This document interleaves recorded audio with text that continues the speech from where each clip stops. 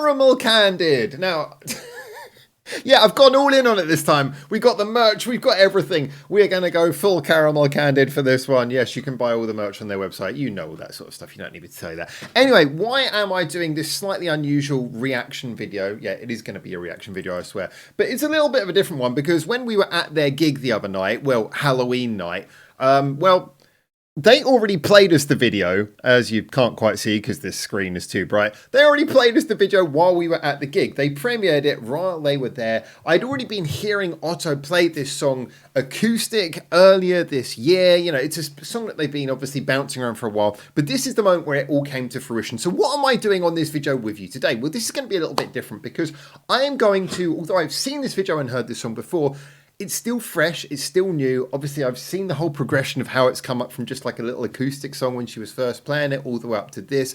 And I just really wanted to sit down and just kind of like watch it like, you know, a couple of friends who've seen a movie before, watching it together and just commenting on some of the cool stuff in it, because there's a lot actually to talk about in this that I do want to bring up. Now, if you haven't seen the video already, I would actually recommend go watch it anyway. The lyrics are beautiful as well. They have posted the lyrics, but go watch the video. And then I think this is a great opportunity because I don't know if I'm going to stop or start or anything like that, but I'm just going to go through it and just talk a little bit about things in it and enjoy the video with you guys and maybe give a little bit of what might be insight or might just be my opinions as we go through this one. So there you go. That's all we're doing here today. I think it's going to be quite nice and leading up to the spirit of Christmas. Some a little bit of Caramel CANDiD with One Room Christmas. And by the way, I just have to say off the bat, that is such an Otto name for a song. This is a lady who she's I think she said she wanted to do this as a Christmas song, but she didn't want it to be like just one of those. She didn't want it to be like one of those love Christmas songs, you know, sort of the Mariah Carey kind of thing. Although I would maintain, I think this song's more catchy than the Mariah Carey one. I think this song's amazing. But she wanted to do something which is a little bit more personal. And it's all very introverted, very Otto. So, yeah, I really like that. Now, by the way, if you do like Otto, do remember to also check out the video that I did with Castella, Parks, ASSUN, and Otto from Caramel CANDiD. That is also linked in the description below. You can check that out as well. And actually, before we get into this as well, should I explain the hat? Or I'll quickly explain the hat. Because I went to their Halloween show, I had to do something Halloween-y. So, I just got a cheap hat and some pens and drew all over it. Halloween hat for Christmas. It's like a Blink-182 thing. Let's go!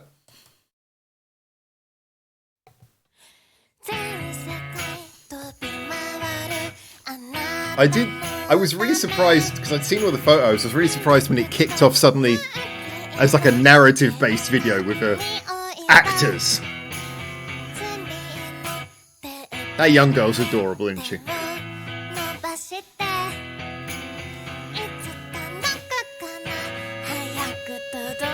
Now this bit kind of was interesting for me because I know some people in Japan celebrate Christmas, but it's still not like a big thing here.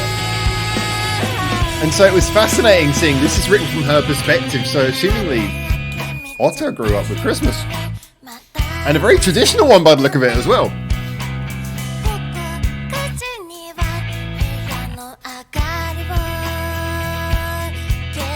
I think she grew up with more Christmas than I did.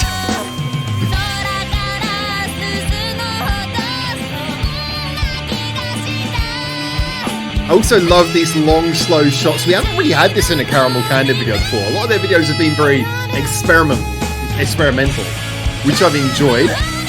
It's chorus. People are going to be singing this.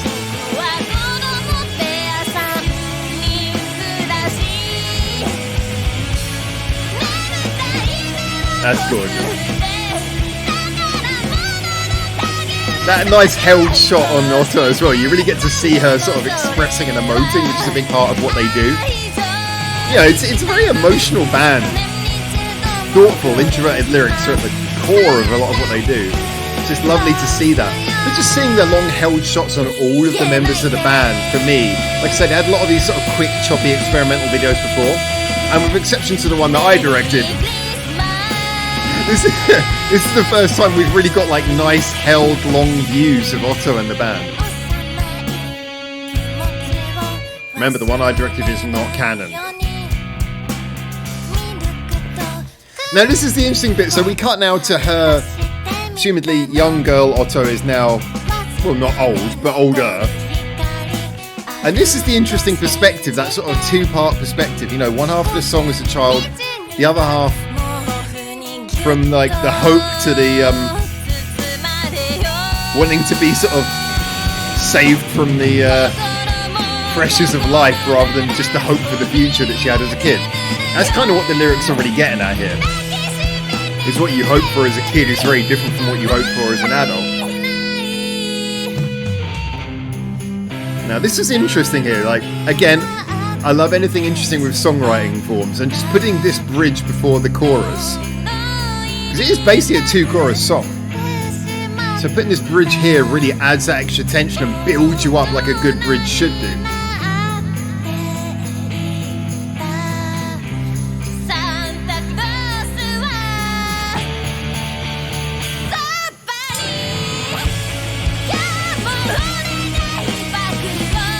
That's great. Yeah, I love the whole energy here. It's a much more traditional, kind of old-fashioned video. It's a very old-fashioned video. And yet at the same time, it's a very old-fashioned kind of song in a lot of ways. Yeah, it's got their clean, updated, modern, contemporary sound. It's got the Caramel CANDiD uniqueness. But it speaks to something a bit more timeless. And let's face it, if you're going to do a Christmas song, that's what you're going for. Timeless.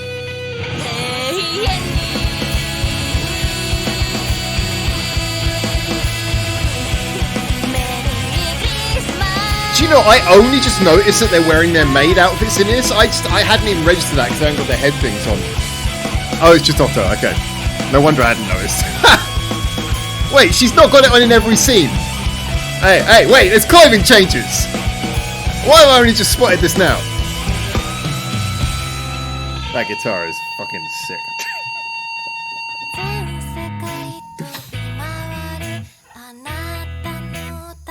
So this is like our third time skip. And I think this is more explicitly the video than the song.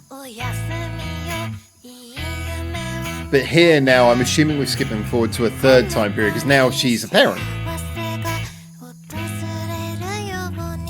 It's a beautiful, like a beautiful additional aspect to have that in there. And I'm going to leave that final shot on because that's a beautiful final shot. So that's a beautiful final shot. They look very contemplative. This is like the photographic equivalent of. Yeah, they got that going on. Except for Mabo. Mabo's like just Mabo is not even. Mabo's not looking at you. By the way, having seen the other day, she was at the gig and she brought that hat with her. I don't think this was this gig. I think it was a gig before, a couple of days before. That hat is like the softest bucket hat I've ever seen. I would wholly say that wherever she got that from, I recommend everyone buys them. It just looks very comfortable. Anyway, back on topic. This was just for me. This was a song that when I first heard Otto play this acoustic, I had never heard it before. And it was so immediately just like one of those sort of, this is like got that timeless quality. And then she's singing about Santa Claus and stuff. I was like, so this must be a cover. I was just, maybe this is a cover of some famous band's Christmas song that I'd never heard of before. Because she didn't actually say at the gig, she didn't say this is my song. She just played it. And this was a gig that she was just doing solo acoustic. And then I heard her play it a couple more times because she did a few acoustic gigs during the summer. And she kept on playing this song. I was like, this is a really nice song. And then, it just sort of came about from talking that, okay, this is the Christmas song. And then actually there was a funny announcement, like when basically there was a situation, I won't bore you with the story, but a situation came up where we were chatting and then it was just sort of announced, like the band was like, oh yeah, we're going to be recording this Christmas song. I was like, is that the one you've been playing acoustic? And then, yeah, that one. So I think even the band were like, maybe we shouldn't have let this one out so early. But it was really just so cool seeing that evolution of it. Because again, just acoustic, it sounded beautiful. But then when I first heard them play it live, it was like, and this is one of the things I think is really great. I mean, Saya has, we think about lead guitarists, and I've often said this, lead guitarists have this, like reputation, this image, you know, what we expect from a good lead guitarist is often such a two-dimensional thing and twiddling and all this stuff. I think realistically, a lead guitarist is a lot like when you've got two violins in like an orchestra or something. It's like, well, you know what I mean? It's like, it's more about the complementary way that they play and, you know, get the most out of each other and get the most out of the song rather than the lead guitarist going off and doing a solo. And that's what Saya does in a way that is just like, I mean, honestly, for me, Saya does that as well as anyone. I mean, she is a fantastic lead guitarist. Because if you listen to what she does, she's just like picking little interesting ideas out of what's happening in the rest of the song. And the song is so beautifully written in a sort of a chord structure, melody structure, but the way that Saya picks stuff out of it, and this is something that you very much notice from their first single, 20 Carnations, which is of a similar sort of tempo, similar feel as well. I mean, ironically, that's about Mother's Day, so maybe they're just going to, every time there's a holiday, they're going to release like a mid-tempo ballad. I don't know. I mean, if they're going to be this good, then fuck it, do it. But I mean, like, Saya was really good there, and I think Saya has got this undeniable quality for doing that kind of, you know, picking little interesting things out.